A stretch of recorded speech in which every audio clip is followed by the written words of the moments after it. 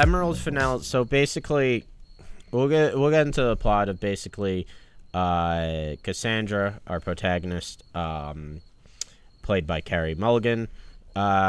She's on this kind of mission of she's a medical school dropout, and what she does is she goes to bars and clubs and pretends to be drunk, basically a drunk, helpless girl at the bar. Right. Because she knows that creepy dudes are going to pick her up and try to take advantage of her. And that's when she flips the script on them, because she was always sober to begin with, and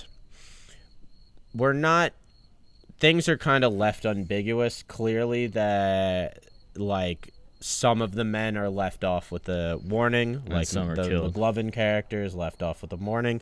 But people always, especially when I talk about this movie, they always mention the fact that she's keeping a list of people's names, and some are in red and some are in black. And we see the two characters, the one guy in the beginning and McLovin, we know both their names are in black, and we know both of them are left off with a warning. But we never see... Well, the first one is a murder. No, the first one, because his friend says that, like, he was alive at the end. But she walks out of there covered in blood.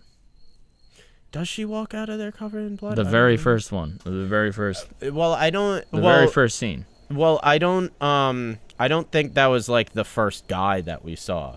Like the first time we see her flipping the script, and you see that she was sober, because later on his friend we see, the guy with the fedora, and he was like, "Oh, you're that crazy woman that went home with him." My memory is the first scene that we see her doing that, and she's leaving covered in blood, but maybe I'm wrong. Well, I don't know if she's necessarily killing them. She's doing something. We're not told. It's not clear. My takeaway was that Summer being killed and Summer being killed, because even when she goes and prepares to kill that lawyer, but she has a hitman waiting for him. Is it necessarily a hitman, though, or is it somebody who is, like, going to go in and scare them? Because it was a hitman. The way I saw it was that if she's murdering these people, that kind of goes against the point of what she's doing. I guess, yeah, because she does show a tendency to ultimately not really harm people. Yes. Like with the young girl at the diner, and then later on the woman who she gets to think she cheated on her husband. Yeah. Which I kind of thought the red has to mean something else. Of maybe she is harming them in some way. But I don't think it's necessarily that she's killing these people.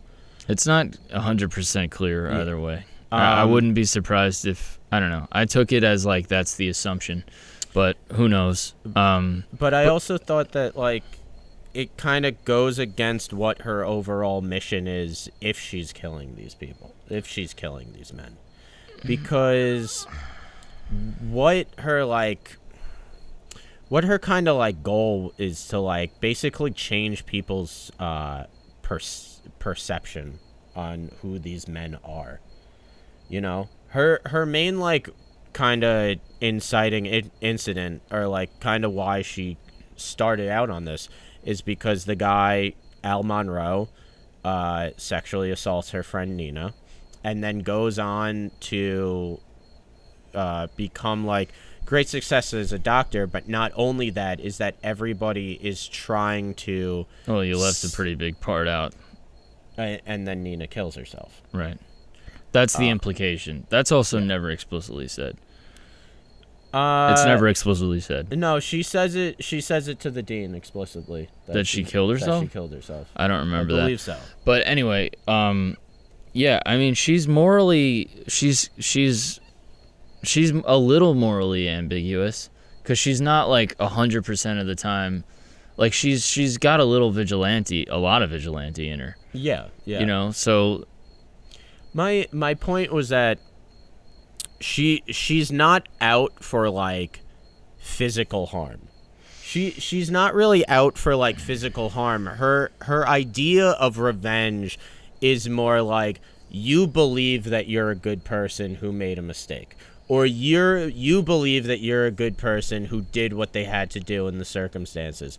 And I'm here to show you that you're not a good person who made one mistake. You're a shitty person, and you're not part of a problem. You're part of a larger problem. Yeah, exactly. And I feel like you're part of a larger problem, and that especially that she's like explaining to the McLovin character of like, every night I go out, pretend that I'm drunk, and somebody picks it up. Without fail, somebody will do it. And I feel like if some of these people she's killing, then that kind of goes against her entire goal. But I think she's not 100% pure. She's not like,